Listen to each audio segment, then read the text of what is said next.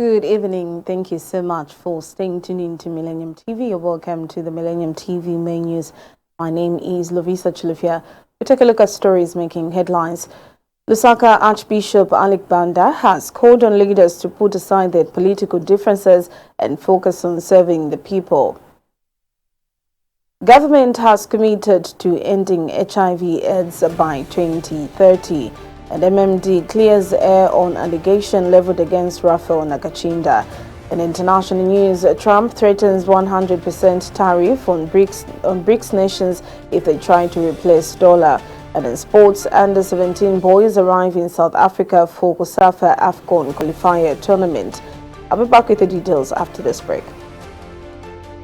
Get ready for the 2024 International Multidisciplinary Conference.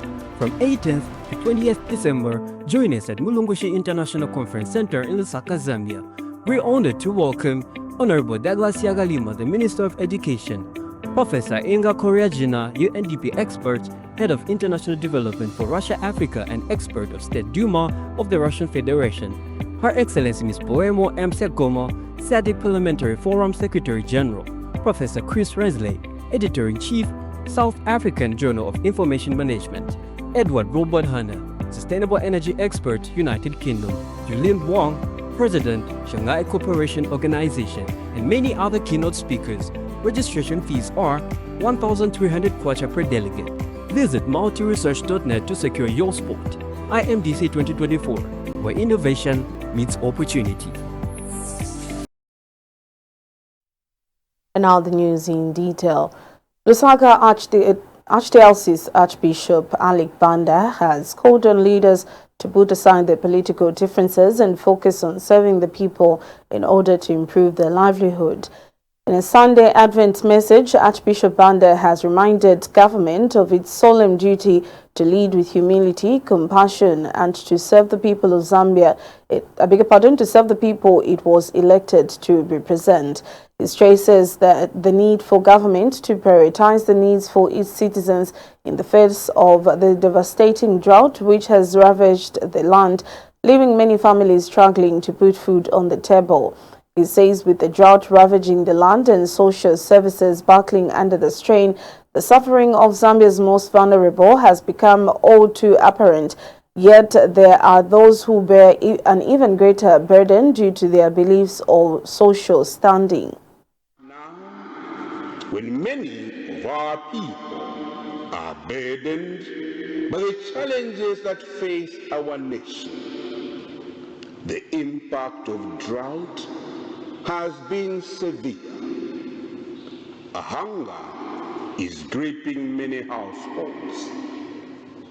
The rising rate of crime among our youth is frightening. Our social amenities.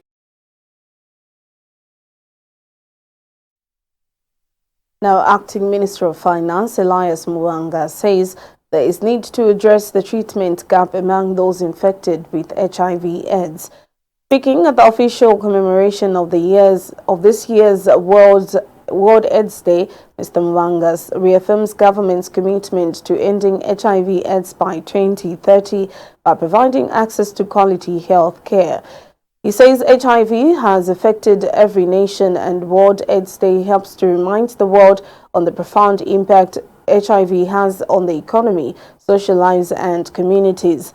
Meanwhile, the U.S. Ambassador to Zambia, Michael Gonzalez, says that the Zambian health sector has greatly improved as 95% of the estimated 1.3 million Zambians living with HIV, their status with 1.3 million Zambians living with HIV know their status, with 98% are now on treatment and 97% of those on treatment are virally suppressed. This year's World AIDS Day was commemorated under the theme Take the Right Path. Countries to combat this epidemic, HIV/AIDS, has affected every nation, uniting us in a shared purpose. Today, December, which is 1st/2nd, we come together as a global community, reminded of the profound impact HIV/AIDS have on our economies, and I'm happy that the ambassador spoke of the economies. The economies are affected because of, HIV/AIDS. Our policies as well, they get affected, and mostly our social lives, individuals, and families, and communities. We get affected because of what we go through, especially with HIV and AIDS. Ladies and gentlemen, this year's theme, Take the Right Path, is a powerful reminder that ending AIDS as a public health threat by 2030 requires equitable access to quality health care, especially for those affected by HIV and AIDS. This goes beyond science. Prevention, care, and treatment of citizens while partnering with the government of Zambia and communities to strengthen Zambia's health systems.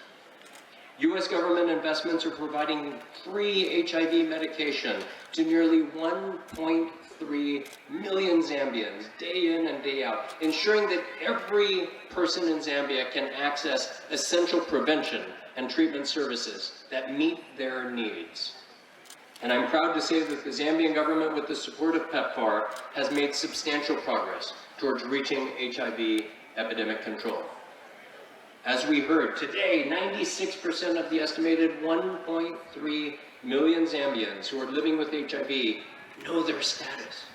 98% of those who know their status are on treatment.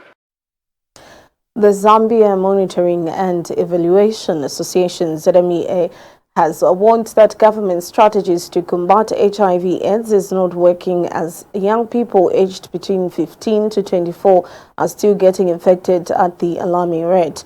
ZMEA National Coordinator Elias Simfukwe says that while Zambia has made significant strides in HIV treatment and care, with an increasing number of people living with HIV leading productive lives, more needs to be done to address prevention gaps.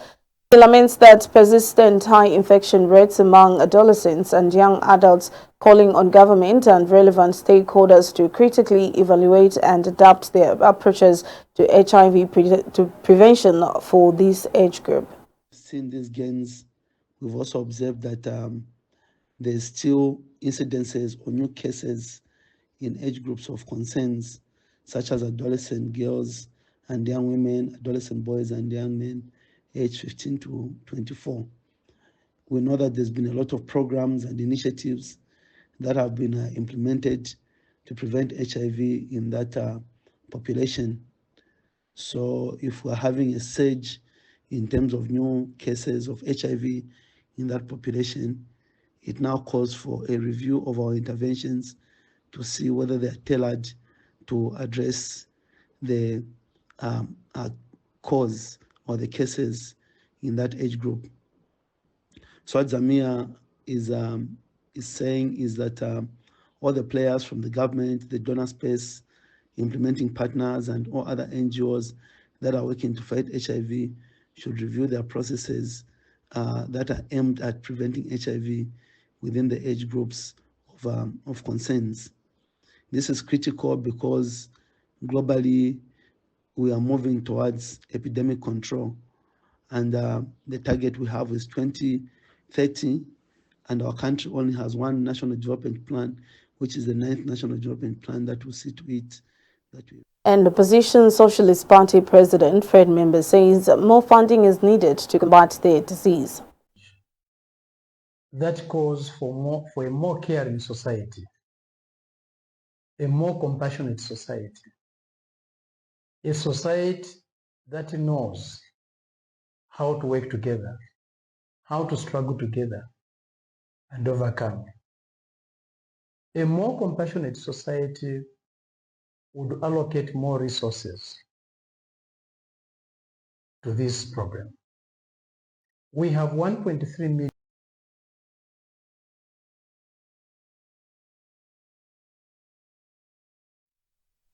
The MMD has defended former Secretary General RAPHAEL NAKACHINDA, who has been accused of illegally possessing party vehicles. Party National Chairperson Tobias Maliti says the country must know that this matter will not go unchallenged because the allegations are false. Mr. Maliti says the truth needs to be brought out by people who are privy to this issue. He says the issue of MMD vehicles should not be a complex one because as most of the vehicles that the party had were in the hands of candidates and some officials as they were given to them by party mobilization. The chairperson says a few remaining ones were surrendered to late President repair BANDA by the party so as to settle legal fees that had accrued as a result of the litigations against the party and the former president. He says after he was acquitted and all matters settled through a consent judgment to which the vehicles were attached, there were legal fees to which party and the former president needed to settle. Now, Stanbic Bank has signed a memorandum of understanding with Vivo Energy Zambia aimed at boosting tree planting efforts in the Zambezi source area with an investment of 300,000 kwacha, an initiative that plans to plant over 6,000 trees within 2 years. Stanbic Bank's head of corporate and investment banking, Helen Lubumba, has revealed that over 20,000 indigenous trees have been planted so far, with an additional 30,000 seedlings currently being nurtured in partnership with the National Heritage Conservation Commission in Ikelenge district. Ms. Lubumba has announced that as part of the third phase of the project, 130 beehives have been procured and will be distributed to local communities in Ikelenge through the established cooperatives. Meanwhile, Vivo Energy Zambia Managing Director Edward Walugembe expresses satisfaction with the initiative, highlighting that it reflects the strength of collaboration and a shared vision. Why we are here to sign this memorandum of understanding with regards to partnership with Vivo, between Vivo and Stanbic in protecting our environment, both as a CSR initiative and also as a need for our country and a need for our planet at large. So we partnered with WWF, Worldwide Fund for Nature, in 2022, and yes. Yeah, exactly. So we normally will rotate around those issues, but I think with my experience, my 25-year experience in this business, there is one area that will always be somehow or somewhere will feature in terms of our priorities every year, and that's the environment. So it gives us very good leverage, like I say, this time to partner with you on Let's Secure the Zambezi. We are hoping that, you know, the results that come out of this initiative sort of create sustainable things. It's not a once-off. Now, as you know, I mean, if you plant a tree, you have to look after that tree for years. So when we get into this, it's to try to create some kind of sustainability on the initiatives that we are doing. We know that you have a passion. Stanbic has a passion around these things, and I see a lot of energy around here. And therefore, we will want to also dwell on that and, you know, sort of help to give more momentum into this initiative by way of the contribution that you've talked about. But for me, it's not the financial contribution, but it's really, you know, whatever we can give back in terms of time, in terms of resources, of staff and people getting involved, and also carrying the communities along with this, because it's not only about planting the trees. In our local stories, the Zambia Consumer Association Executive Secretary, Juba Sakala, says the increase in fuel pump prices is a stress to the citizens during the current economic hardship. Mr. Sakala says the government should consider other alternatives in order to not burden the citizens. Mr. Sakala says government needs to reintroduce subsidies as this will help to cushion the challenges the citizens are facing. It's our business. But as ZACA, we are looking at the other issue that how can we mitigate that? Probably we could look at the issue one for the consumers. Let's try to advocate for efficient, public transport system, and also try to put subsidies on production, not on consumption as people think about it. Let's also try to promote the cost-saving practices to mitigate the impact of rising, prices. For the businesses, we're looking at them like, let's encourage investment in renewable energy like solar and any other, for them also to, not really to depend much on traditional fuels. And also it's important that they also try to partner with bulk purchasing or cost sharing among manufacturers themselves. They need to partner and try to do a bulk, buying of fuel, so that some of the costs are not felt much to them. For the policymakers, it's important that they implement the gradual and predictable fuel price adjustments, to allow consumers and businesses to plan effectively, and also try to provide incentives for alternative energy adoption, and also divest in reducing dependence on imported fuel. These are some of the things that they can be put in the strategy for businesses, European. And the Advocates for National Development and Democracy has voiced growing concerns as Zambia awaits the Constitutional Court's crucial ruling on the eligibility of former President Edgar Lungu to contest the 2021 presidential election as his potential bid in 2026. ANDD Executive Director Samuel Banda warns that this decision could have profound implications for the nation's democratic stability and judicial credibility. He says the pivotal role of the judiciary is to uphold democracy and has called for an unbiased and independent ruling to preserve public trust. Mr. Banda has cautioned that a decision suggesting political influence or inconsistency could erode confidence in the courts and destabilize Zambia's democratic institutions.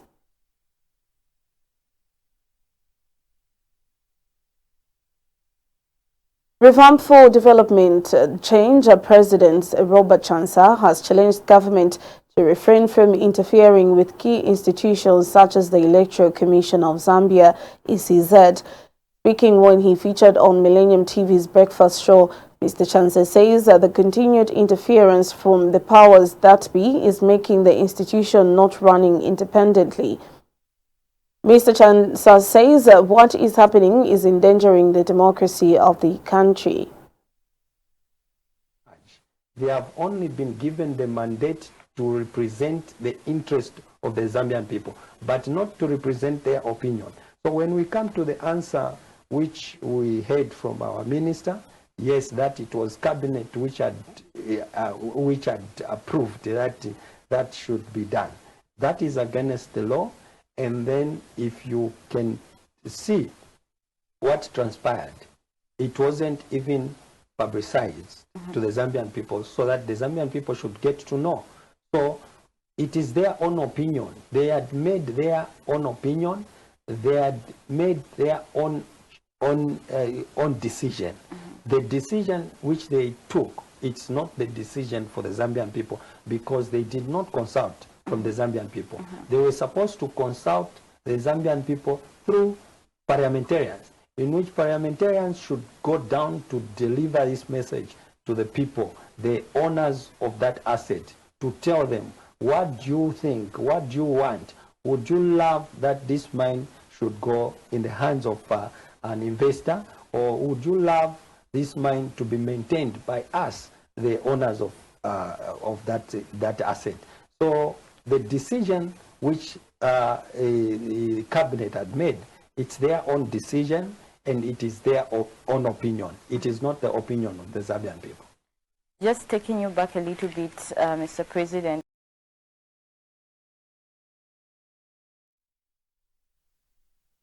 And that is all that we had for you in our local stories this evening. We now take a break. Join us for more in international and sports news. Stay tuned. Get ready for the 2024 International Multidisciplinary Conference. From 18th to 20th December, join us at Mulungushi International Conference Center in Lusaka, Zambia. We're honored to welcome Honorable Douglas Yagalima, the Minister of Education, Professor Inga Koryajina, UNDP expert, Head of International Development for Russia, Africa, and expert of State Duma of the Russian Federation, Her Excellency Ms. Poemo M. Sekoma, SADC Parliamentary Forum Secretary General, Professor Chris Resley, Editor-in-Chief, South African Journal of Information Management, Edward Robert Hanna, Sustainable Energy Expert, United Kingdom, Julian Wong, President, Shanghai Cooperation Organization, and many other keynote speakers. Registration fees are 1,300 kwacha per delegate. Visit multiresearch.net to secure your spot. IMDC 2024, where innovation meets opportunity.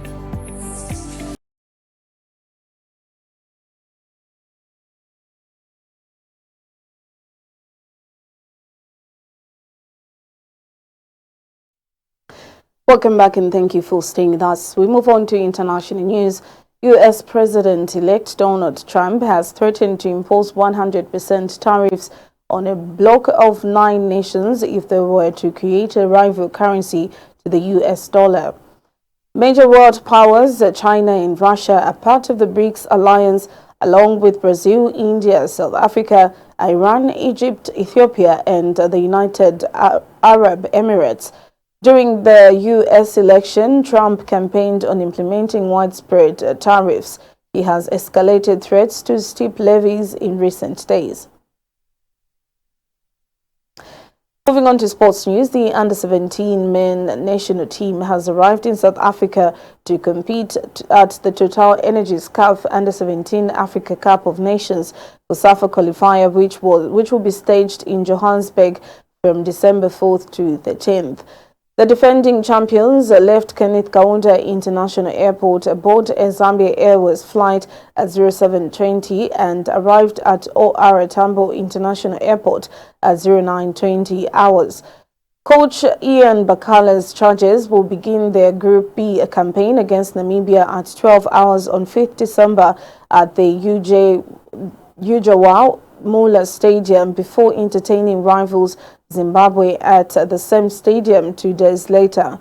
They will wrap up their Group B engagement against Eswatini on 9th December at the UJ Soweto Stadium group as Lesotho, Angola, Mozambique and Malawi, while host South Africa will compete in Group C alongside Comoros, Mauritius and Botswana. The best second-place team will join the top 3 sides in each group in the semi-finals, and the top 2 finalists will qualify for the Total Energies CAF Under-17 Africa Cup of Nations AFCON in Ivory Coast in 2025. That brings us to the end of our main news this evening, but before we go, here is a recap of stories making headlines once again. LUSAKA Archbishop ALICK BANDA has called on leaders to put aside their political differences and focus on serving the people. Government has committed to ending HIV/AIDS by 2030. MMD clears air on allegations leveled against RAPHAEL NAKACHINDA. In international news, Trump threatens 100% tariff on BRICS nations if they try to replace dollar. And in sports, Under-17 boys arrive in South Africa for COSAFA AFCON qualifier tournament. You've been watching the Millennium TV main news. Thank you so much for staying with us. On behalf of the entire news crew, my name is Lavisa Chilufia. Good night.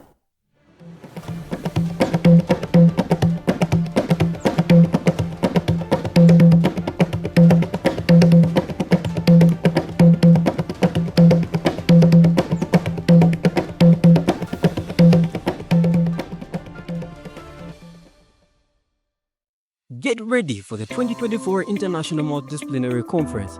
From 18th to 20th December, join us at Mulungushi International Conference Center in Lusaka, Zambia.